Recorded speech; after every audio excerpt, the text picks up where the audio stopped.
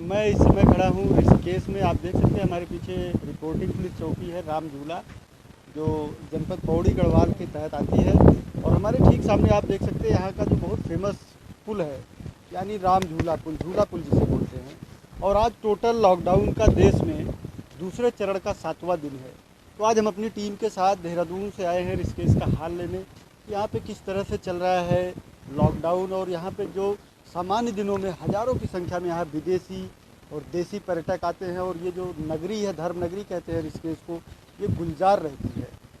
आज लॉकडाउन के चलते या इस कोरोना नामक जो महामारी है, इससे लड़ने की जो प्रतिबद्धता है भारत की, हिंदुस्तान की, उसको कहे या उसकी दहशत कहे कोरोना की, बिल्कुल सूनी ये नगरी है। हमने जितना भी देखा यहाँ पे बिल्कुल कम आदमी दिखे सड़कों पे या बाज़ारों में, सिर्फ़ और सिर्फ पुलिसकर्मी ही दिखाई दे रहे हैं। जबकि ये साधुओं की नगरी है, सन्यासियों की नगरी है।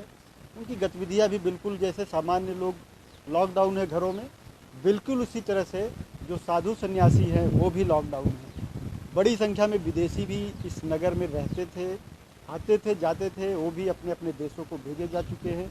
जो कुछ लोग मिले हैं जिनके पासपोर्ट की अवधि अभी भी है, वीज़ा अभी भी वैध है, उनको क्वारंटाइन किया गया है।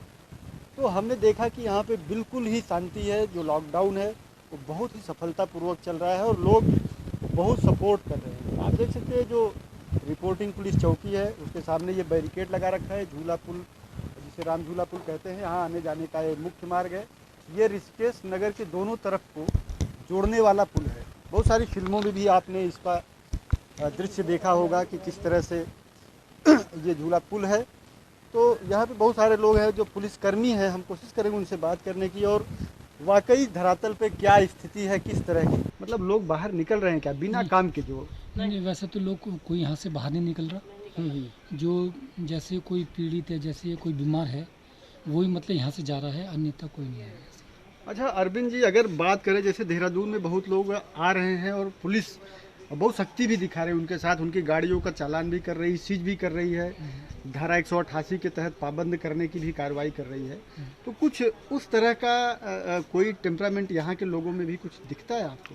ऐसा तो खैर कुछ नहीं दिखते हैं, सब सामान्य चल रहा है अपना आराम से, समझदार भी है लोग यहाँ के, ऐसी बात नहीं है। बिल्कुल। तो आपने देखा कि बिल्कुल जो आम पब्लिक है वो कितना इस लॉकडाउन को सपोर्ट कर रही है, और उसके सपोर्ट और समर्थन की वजह से जो पुलिसकर्मी हैं जो दिन रात अपनी तय ड्यूटी से कहीं अधिक ड्यूटी कर रहे हैं, उनको काफ़ी आसानी हो रही है। क्योंकि लोगों की गतिविधियां जब होती है तो पुलिस को सख्ती करनी पड़ती है, और जाहिर सी बात है सख्ती करना पुलिस वालों के लिए भी कोई बहुत आसान नहीं होता और उन्हें भी नहीं अच्छा लगता। लेकिन टोटल लॉकडाउन के अनुपालन के लिए, पालन कराने के लिए बेहद ज़रूरी हो जाता है, और इसीलिए जगह जगह जो दंडात्मक कार्रवाई भी पुलिस को करनी पड़ती है।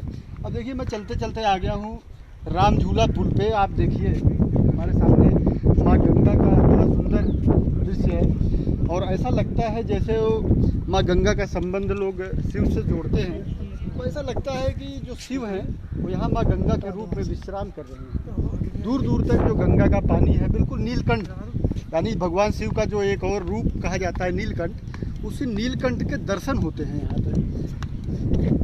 इतनी साफ गंगा मैं पहली बार देख रहा हूँ।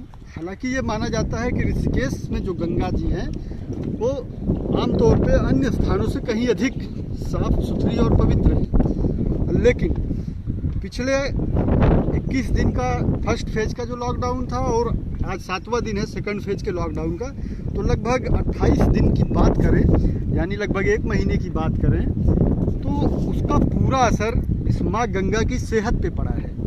जो हमारी सरकारें हजारों करोड़ का गंगा सफाई अभियान के लिए फंड देती थी, तमाम गंगा सफाई अभियान चलाए गए, तमाम बेसिन और अथॉरिटीज़, गंगा बेसिन अथॉरिटीज़ बनाई गई। जो काम ऐसे संस्थानों ने मिल के नहीं कर पाए, उस काम को बहुत ही आसानी से इस 28 दिन के टोटल लॉकडाउन ने अभी तक कर दिया है।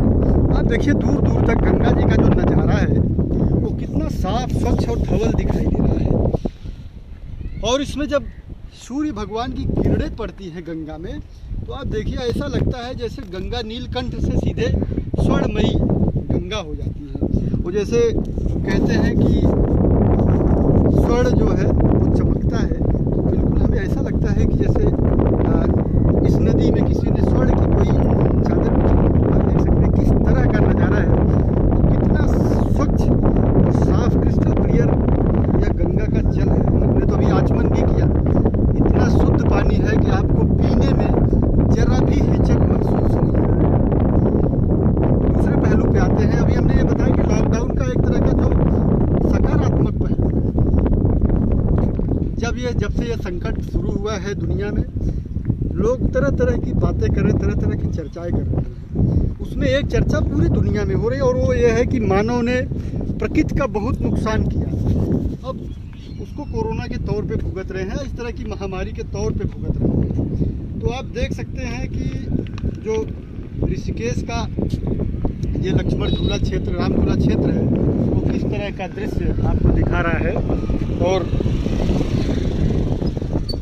इस राम झूला पुल पे आप देखिए, गौ माता, कहते हैं गौ, गंगा, गाय और गायत्री, इनका आपस में बहुत ही गहरा संबंध है। गौ यानी गाय माता, और गंगा यानी जो नदी है गंगा माँ, और गायत्री जो मंत्र है, सभी मंत्रों का एक सार जिसे कहते हैं कि गायत्री मंत्र, जहाँ पे वो गुंजायमान होता है, गुंजित होता है, कहा जाता है, वहाँ पे एक शांति का वास होता है, संपन्नता आती है, स्वस्थ और स्वच्छ वातावरण बनता है। तो ये गाय माता भी इस टोटल लॉकडाउन का कितना आनंद ले रही है। आप देख सकते हैं जो गोवंश है कितने आराम से यहाँ पे बैठे हुए हैं, और इन्हें न खाने की चिंता है न पीने की चिंता है। इनकी चिंता शायद गंगा माँ स्वयं पूरी करती होंगी। जाहिर सी बात है, अगर ये इस राम झूला पुल पे हैं तो इनके खाने पीने की व्यवस्था कोई न कोई व्यक्ति, संस्थान जरूर करता होगा, तभी ये इतने आराम से बैठी हैं। ये वही राम झूला पुल है जिसको कुछ दिन के लिए मरम्मत के लिए बंद किया जाता है, तो पूरा शहर विरोध प्रदर्शन पे उतर आता है, और लोग मांग करते हैं कि इस पुल को तुरंत चालू किया जाए, क्योंकि पूरे ऋषिकेश की जो व्यावसायिक गतिविधि है वो जो है इसी पुल से संचालित होती है। तो आप देख सकते हैं कि किस तरह से जो ये राम झूला पुल है, हालांकि इस पे जो गौवंशों के बैठने से बहुत सारी गंदगी भी दिखाई दे रही है, और हम अपने चैनल के माध्यम से ऋषिकेश नगर पालिका के लोगों से ये अनुरोध करेंगे कि इस गंदगी को साफ़ करें, क्योंकि ये गोबर और ये जो चीज़ें हैं ये सीधे गंगा माँ में जाएंगी। और जैसा कि मैंने कहा, आज जब मैं गंगा माँ का जल पी रहा था तो एक अजीब सा आध्यात्मिक अनुभव हो रहा था। तो लोगों की जो आस्था है वो बनी रहे, और माँ गंगा स्वच्छ रहे, इसके अंदर जो हजारों लाखों की संख्या में जो जीव हैं वो स्वस्थ रहे। इसलिए ऋषिकेश नगर पालिका को इस तरफ भी ध्यान देना होगा, और इस पुल की सफाई भी करनी होगी। आप देख सकते हैं किस तरह से गोबर यहाँ पे पड़े हुए हैं, क्योंकि गौवंश यहाँ पे इस समय निवास कर रहे हैं। जब मानव की गतिविधियाँ बंद है, मानवीय गतिविधियाँ बंद है, तो जाहिर सी बात है इस पुल पे इस समय गौवंश का राज है। तो नगर पालिका की एक स्वतः संवैधानिक जिम्मेदारी बनती है कि गोवंश को खाने पीने की व्यवस्था करें, उनके रहने की व्यवस्था करें, और इस पुल की जो स्वच्छता है सीधे गंगा से जुड़ी हुई है, इसलिए माँ गंगा की स्वच्छता के लिए इस पुल की स्वच्छता को भी वहाँ समाप्त करें, को भी बरकरार रखें। आप देख सकते हैं क्या दृश्य, क्या नज़ारा है। पूरा जो पहाड़ है आप देख सकते हैं कितना सुंदर पहाड़ दिख रहा है, और जो ऋषिकेश का पूरा नज़ारा आप अपने कैमरा सहयोगी से कहूँगा कि पैन करके दिखाएं कि पूरा ऋषिकेश जो नगर है वो इस समय किस तरह का लग रहा है। बहुत सुंदर, बहुत स्वच्छ हवा चल रही है, आपको शायद महसूस हो रहा होगा। कहते हैं जो हवाओं में भी एक स्वर होता है, एक संगीत होता है, और आज इतनी शांति है कि उस स्वर, उस संगीत को हम अगर यहाँ पे खड़े होकर अनुभव करें तो बहुत अच्छे से महसूस कर सकते हैं, उसका अनुभव कर सकते हैं। शायद जब सामान्य दिनों में हम इसे नहीं कर सकते, क्योंकि इस पुल पे बहुत ही अधिक ट्रैफिक का दबाव होता है, और ये पुल चूँकि सकरा है, झूला पुल है, इसमें बाइक और पैदल यात्री ही परमिटेड हैं। तो आम तौर पे आम दिनों में बेहद व्यस्त होता है ये। लेकिन आज जब हम टोटल लॉकडाउन में इसका दौरा कर रहे हैं तो बेहद शांति है, और पूरा ऋषिकेश नगर इतना शांत लग रहा है, इतना स्वच्छ लग रहा है। ऐसा लग रहा है कि जैसे ऋषिकेश जो धर्म नगरी है वो भी भगवान से ये प्रार्थना कर रही है कि जल्द से जल्द पूरे विश्व को इस कोरोना नाम की महामारी से ईश्वर मुक्ति दिलाएं और जो मानवता पे ये संकट आया है इसका खात्मा करें, इसको समाप्त करें। तो दोस्तों आपने देखा कि किस तरह से ऋषिकेश में टोटल लॉकडाउन का जो असर है वो किस तरह का है और कितनी शांति है, नदी में कितनी स्वच्छता और जो जल है उसकी शुद्धता का जो स्तर है कितना बढ़ गया है।